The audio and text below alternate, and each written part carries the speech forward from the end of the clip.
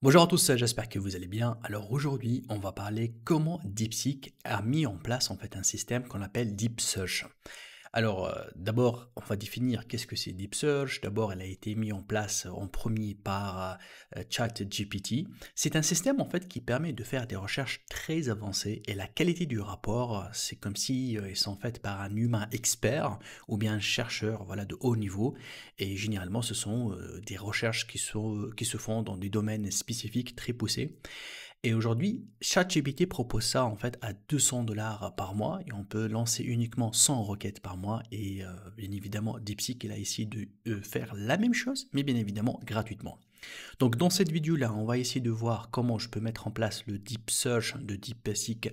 On va l'installer en local. Je vais vous montrer comment je peux exploiter ça. Mais on va regarder un petit peu à quoi il ressemble en fait le Deep Search. Le Deep Search, en fait, lorsqu'on lance une requête et un prompt, vous allez voir qu'il part sur Internet, mais cette fois-ci, il prend beaucoup plus de temps parce qu'il va faire des analyses scientifiques très poussées. Si je dis scientifique, pas uniquement scientifique, hein, on peut le faire pour le business, pour le travail, pour voilà donc plusieurs autres domaines. Et le résultat, comme vous allez voir, c'est tout simplement c'est un résultat qui va me donner un rapport à télécharger. Et aujourd'hui, la façon avec laquelle le raisonnement se fait, il exploite en fait le navigateur. Ça veut dire qu'on peut voir le navigateur qui va s'ouvrir et qu'on va voir carrément comment le raisonnement fait, comment il parcourt Internet, comment il détecte l'information. Et ça, ce qui le rend aujourd'hui ce système-là très très puissant. ChatGPT, il a fait lui-même en fait une comparaison entre le GPT-4o et le Deep Search et il a montré bien évidemment que la qualité du résultat, elle est vraiment très différente et ce Deep Search, il est bien évidemment d'une très très haute qualité. Vous allez voir là, la précision, il a comparé OpenAI et Deep Search, donc il a donné une précision en pourcentage 26,6%. Si on la compare avec tous les autres modèles, hein, même celui de Google, il a même comparé avec DeepSeek, c'est 9,4. Alors aujourd'hui, DeepSeek, qu'est-ce qu'il a fait? Il a tout simplement essayé de lancer son propre Deep Search. Je vais vous montrer étape par étape comment on l'installe et on va essayer de voir bien évidemment quelques prompts pour voir un petit peu le résultat. Avant de commencer la vidéo, je voulais me présenter, je m'appelle Fieras, je suis docteur en intelligence artificielle et je suis professeur à l'université. Alors si c'est la première fois que vous regardez ma vidéo, je vous invite à vous abonner ici parce que je publie tous les jours des formations, des guides pratiques, des tutoriels sur les nouveautés en intelligence artificielle et en marketing digital. Et pour ceux qui sont abonnés, je voulais leur donner un petit cadeau, c'est un accès exclusif à mon pack de 100 cours. Donc vous trouvez dans les descriptions de cette vidéo là le lien vers ma plateforme de e-learning avec un coupon spécial et ça va vous donner accès à 100 cours. Donc là il y a à peu près plus que 6000 vidéos donc dans plusieurs domaines, marketing, intelligence artificielle. Alors qu'est-ce que vous attendez pour commencer? Et là je vous dis bonne formation. Alors, Deep Search aujourd'hui, donc il est disponible en fait sur un outil qui s'appelle Browser Use, donc Web UI. Donc ça, c'est un outil en fait qu'on va le télécharger, on va l'utiliser et c'est lui en fait qui va faire tourner l'option en fait des agents AI et avec la fonction en fait Deep Search. Alors bien évidemment là, ça ici un petit peu les avancées en fait et avec la fixation de plusieurs erreurs. C'est un très très bon projet hein, que je vous invite à le voir. C'est un projet aujourd'hui qui a implémenté Deep Search. Alors pour voir juste l'outil, il sert à quoi? Donc browseruse.com, le site internet. Donc vous allez voir là ici, la précision vraiment elle est énorme. C'est un outil qui permet à tout simplement l'intelligence artificielle de prendre la main sur les navigateurs et de lancer leurs recherches et de capter les informations en temps réel. Ça c'est un petit peu la différence entre lorsque je lance un prompt avec une intelligence artificielle, quelque part, elle va, voilà, bien sûr, chercher les datas qu'elle existe déjà dans sa base de données et elle peut aussi juste récupérer des liens de l'internet et après les analyser. Mais si l'intelligence artificielle, je lui donne la main en fait à aller en temps réel vers internet et de capter, de naviguer comme un humain, mais bien sûr d'une très très haute rapidité, le résultat, il est vraiment, voilà, au rendez-vous. Et donc ça, c'est un outil aujourd'hui, c'est vrai qu'il est payant, mais nous, on va prendre juste l'open source. L'open source, c'est à 100% gratuit. On va l'installer en machine locale. Et grâce à cet open source-là, je vais tout simplement lancer l'option Deep Search de DeepSeek. Et pour cela, bien évidemment, on aura besoin tout simplement de faire quelques installations que je vais vous accompagner étape par étape pour installer tous ces outils. Alors, il y a toute une documentation en fait de ce projet-là que je vais vous laisser ça en description. Donc là, bien évidemment, pour ceux qui veulent aller très très loin, mais regardez un petit peu comment ça se passe en fait. Lorsque l'intelligence artificielle en fait prend la main sur le navigateur, et bien évidemment, comme ici, il est en train de parcourir un document doc de Google Doc, vous allez voir que celle-là, en fait, elle peut tout simplement capter toutes les datas et les informations, même les boutons, en fait, même les informations. Donc, cette façon-là, en fait, avec laquelle elle peut capter, elle peut écrire, ça lui donne, en fait, une force pour qu'elle fait des tâches aussi, pas uniquement de recherche, mais des tâches de préparation de rapports haute qualité. Et c'est comme si, voilà, tu as un expert qui manipule votre ordinateur. Vous allez voir ici, donc là, bon, là, il y a une petite vidéo, mais je vous montre la photo. Vous allez voir que là, l'outil, lorsqu'il commence à travailler, en parallèle, en fait, l'intelligence artificielle, elle entre, elle fait des recherches, elle clique, mais d'une vitesse très, très rapide, et elle est capable, en fait, de lire tout ce qui est, voilà, code de la page. Et c'est ça, en fait, la révolution. Imaginez l'AI, on lui donne, en fait, la possibilité de faire ça. Vous allez voir la qualité de rapport, elle est extraordinaire, elle est de haute qualité. Alors maintenant pour l'installer, attention, ça c'est le code source, là où on va bien sûr le télécharger, mais pour l'installer dans votre ordinateur, vous aurez besoin d'avoir le Python déjà installé, donc il faut télécharger donc le Python sur votre ordinateur. Il faut aussi installer en fait l'environnement virtuel. Donc là, dans le terminal, il faut lancer en fait cette commande-là. Vous allez la trouver ici disponible pour Mac et aussi pour Windows. Donc là, il faut dans le terminal installer. Et aussi, on a besoin d'installer aussi le package soit sur Mac ou bien sur Windows, hein, tout dépend de votre système d'exploitation. On a besoin d'installer le Git pour pouvoir télécharger. Donc ça, c'est un petit peu les prérequis. Maintenant, pour commencer à faire l'installation, rendez-vous dans cette page-là. Vous allez descendre juste en bas ici pour commencer donc l'installation. Donc comme on a dit, vous aurez besoin de Python, de Git pour que ça fonctionne. Donc là, il fallait tout simplement installer ces outils-là. Et après, on a besoin d'ouvrir notre terminal et de lancer cette commande. Alors c'est parti, je vais copier en fait la première commande. Donc là, la première commande, elle permet tout simplement de copier, coller sur mon ordinateur tout ce projet-là, donc tout ce code-là. Donc on va le copier avec cette commande-là dans notre terminal. Et par la suite, on va entrer donc tout simplement dans le dossier en question. Donc pour le faire, je viens ici, je fais tout simplement un simple copier-coller, je fais entrer.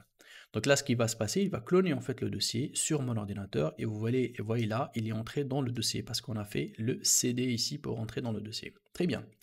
Là maintenant, je dois lancer cette commande-là pour tout simplement, on va dire, utiliser l'environnement Python. Donc du coup là, on va copier. Attention, pour que le UV fonctionne, vous devez bien évidemment installer en fait cette commande-là d'abord sur votre machine, soit sur Windows, soit sur Mac, pour que vous arrivez à utiliser cette commande-là. Donc là, ici, je vais coller cette commande, je vais faire entrer. Regardez là bien.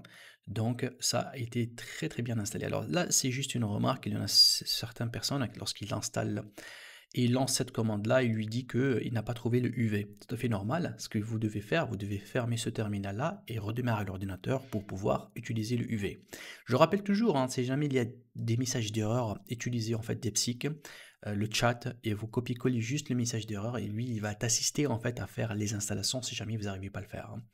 Ensuite, là, si je descends un petit peu, je dois tout simplement donc là activer l'environnement virtuel. Donc là, je copie cette commande et voilà, je vais l'activer. Je vais faire entrer.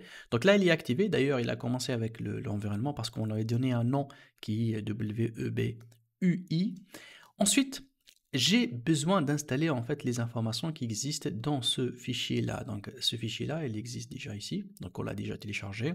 Il y a plusieurs en fait, voilà, donc informations comme le browser, le navigateur et tout. Toutes ces informations-là, on aura besoin de les installer. Donc je viens ici, je fais un coller, et je fais entrer. Vous allez voir que là, voilà, il va faire toutes les installations nécessaires. Donc c'est très rapide. Donc là, il a installé tout ce qu'il faut pour que le système puisse tourner. Je reviens ici. Je descends en bas, donc on va continuer toujours. Donc, une fois qu'on a installé les informations nécessaires, on va installer ce qu'on appelle le Play Write. Donc, celui-là, il va me faire l'affichage de navigateur. Donc là, je clique et je l'installe aussi. Je fais entrer. Voilà, donc là, il vient de faire l'installation correctement. Maintenant, il faut configurer l'environnement. Alors là, tout simplement, on est sur Mac. Donc si vous êtes sur Windows, vous devez prendre cette commande. Pour moi, je suis sur Mac. Donc du coup, là, on va l'activer. Donc là, je vais copier cette commande-là et je vais la coller ici. Je vais faire entrer. Tout est bon. Alors, il y a une information, il me dit, écoutez, si tu veux utiliser l'API, en fait, il y a un dossier que vous pouvez l'ouvrir pour mettre à jour l'API dedans. Je vous montre. Voici les informations du dossier qu'on a installé ensemble. Et dans ce dossier-là, il y a un fichier, bien sûr, il faut activer les fichiers cachés, qui s'appelle .env. Alors ce fichier-là, en fait, vous pouvez ajouter tout ce qu'on appelle les API. Comme vous le voyez là, voilà, on va augmenter la taille. Ici, voilà, pour si tu travailles avec OpenAI, tu dois mettre la clé API. Si tu vas travailler avec Google, et là, vous allez voir, si tu travailles avec DeepSeek, vous pouvez mettre la clé. Alors là, attention, si vous avez une clé API DeepSeek, vous pouvez le mettre ici. Si vous n'avez pas, il n'y a pas de souci, on peut travailler avec le DeepSeek local. Donc du coup, on n'aura pas besoin de l'API. Je vais vous montrer ça en détail. Et même si vous avez la clé, moi par exemple, je ne le mets pas ici, je le mets sur l'interface en temps réel et vous avez le choix en fait d'utiliser ou pas votre API. Donc ça, c'est un choix à faire par la suite. Ok, donc là, je ferme ce fichier, je reviens ici. Donc normalement là, l'environnement, il est top. Je descends un petit peu pour l'usage. Donc ça, c'est l'usage en fait. C'est comme ça comment on peut lancer en fait notre outil. Donc du coup, il me dit de copier ça pour lancer en fait le serveur local, comme vous le voyez là ici. Donc là, je vais faire un copier. Je reviens sur mon terminal, je colle en fait ça, je fais entrer. Vous allez voir que là, il est en train de créer en fait cet environnement-là. Donc là, il est en train de m'écrire dans l'adresse locale ce port-là. Donc du coup, là, on peut faire entrer. Alors du coup, voilà. Donc là, tout va bien. Donc ce que je dois faire en fait, je vais revenir ici pour vous montrer, voilà, il me donne en fait l'adresse locale que je dois l'utiliser. Donc cette adresse-là, je vais tout simplement la copier comme ça. Je vais revenir vers mon navigateur et voilà, je suis dans l'interface. Donc je vais réduire un petit peu l'URL pour que vous voyez. Voilà, je suis en adresse locale ici, voilà. Donc ça, je peux manipuler en fait le browser use WEBUI et vous allez voir qu'il y a cette option là qui s'appelle Deep Research qui vient d'être voilà, ajoutée à cet outil là récemment. Alors maintenant je suis sur donc l'outil, vous allez voir première option à faire, c'est d'aller configurer le modèle. Vous allez voir au niveau de modèle en fait il y a plusieurs modèles. Et ce qui m'intéresse, c'est DeepSeek. Lorsque je sélectionne DeepSeek, vous allez voir que là, il me dit, écoutez, si vous n'avez pas ajouté la clé API dans le dossier environnement ou bien dans le fichier environnement, je peux l'ajouter ici. D'accord? Ça, c'est une possibilité si j'en ai la clé. Si je n'ai pas la clé, bah, vous savez que DeepSeek, il reçoit énormément d'attaques aujourd'hui. La création de clés, c'est pas donné à tout le monde. Donc, soit vous avez une ancienne clé, là, vous pouvez l'utiliser avec un ancien crédit, bien sûr. Sinon, il n'y a pas la possibilité d'utiliser. Sinon, deuxième option, je peux venir ici et sélectionner en fait Ollama. Lorsque je sélectionne Ollama, ici vous allez voir, il me donne des versions de DeepSeek qui ont été installées voilà, manuellement sur ma machine. Ça veut dire là, j'ai le DeepSeek ici, on va dire en local. Ça veut dire que je peux l'utiliser sans avoir à appeler le DeepSeek en ligne. Ça veut dire que j'utilise les datas, les informations qui sont sur le PC et il a toute la force de parcourir Internet aussi et de faire le résultat exactement comme DeepSeek. En cours, c'est le DeepSeek local. Et pour avoir cette possibilité-là, c'est simple, vous devez aller sur le site internet de Ollama, comme vous le voyez là ici. Vous allez cliquer ici pour créer un compte. Et vous allez voir que là, il y a plusieurs modèles. Donc là, il vous donne bien évidemment plusieurs modèles. Donc là, tout de suite, j'ai reçu le DeepSeek. Si vous ne le trouvez pas le premier, il suffit juste d'écrire ici DeepSeek, vous faites entrer. Et il va vous donner en fait tout simplement le DeepSeek. Si j'entre là, vous allez voir qu'il vous donne plusieurs versions. Et ces versions-là, tout dépend de votre machine. Si vous avez 16 Go de RAM, utilisez le 7B, 8B, voilà. Si vous avez un peu plus, ça veut dire 32 Go, vous pouvez commencer à bosser entre 14B et 32B. Et pour aller sincèrement à 70B, celui-là, le 43 Go, il fallait avoir vraiment une machine très très forte qui commence à avoir entre 64 Go RAM et plus, voire sans parler en fait de processeur, et la carte graphique doit être très très puissante. Mais déjà, celui de 8B, moi, ce que je recommande, ou bien le 14B, ça va pour les tests en local sur la machine. Ça, c'est pour tester, c'est très très bien, vous pouvez aussi l'utiliser. Alors, une fois que vous prenez ça, vous allez voir, hein, il vous montre tout simplement ici à copier ça dans votre terminal. Une fois qu'il est copié, ça marche tout simplement sans aucun souci. Bien évidemment, n'oublie pas que pour Ollama, en fait, il fallait tout simplement créer un compte et surtout en fait télécharger le Ollama en machine locale. Ça c'est important, soit sur Linux, soit sur Windows. Une fois qu'il est installé et que vous avez lancé la commande de téléchargement en fait du modèle, vous allez voir lorsque vous revenez ici, vous allez les détecter ici tout comme moi. Ok, donc ça c'est pour l'utilisation. Une fois que c'est fait ici, c'est à ce moment-là que je peux cliquer là sur Deep Search pour que je puisse lancer en fait le Deep Research avec DeepSeek en machine locale. Très bien, donc là ici on va mettre un autre prompt, donc là c'est un prompt par défaut, hein. Donc là ici on va mettre un prompt là où je vais bosser sur la météo en fait et le climat en France, donc je lui donne voilà pour qu'il me fait voilà un petit rapport en temps réel pour ce qu'il arrive en France aujourd'hui, et vous allez voir que là le maximum d'itérations je l'ai fixé à 3 recherches et maximum de query, une seule requête en fait, une seule requête par itération. Je peux bien sûr augmenter ça, hein, tout dépend de la complexité en fait du sujet. Et tout ce qu'il reste à faire, c'est de cliquer ici sur Run. Vous allez voir que là, ici, si je regarde aussi donc mon système, il va aussi bien me montrer ce qu'il est en train de faire. Alors il se peut que parfois, lorsque je lance, le navigateur ne se déclenche pas pour voir les détails, mais c'est pas grave parce que soit vous allez le voir en temps réel, soit il va le faire en interne pour vous donner le résultat. Tout dépend en fait de la puissance du modèle que vous êtes en train d'utiliser en local. Donc du coup là, lorsque je vais lancer la recherche, il va prendre plusieurs minutes, ça c'est sûr. Regardez donc là, il lance cette recherche là et commence avec la première itération. On va les laisser un petit peu tourner, travailler, et après bien sûr là il vous montre hein, combien de queries il est en train de faire. Vous allez voir que même le navigateur il va s'ouvrir, donc là c'est lui qui est ouvert automatiquement. Je vais le laisser en fait pendant entre 4 et 5 minutes vu qu'on bosse sur la machine locale, et je vais vous montrer par la suite le résultat qui va l'afficher normalement ici dans la machine locale de notre browser Use Web UI.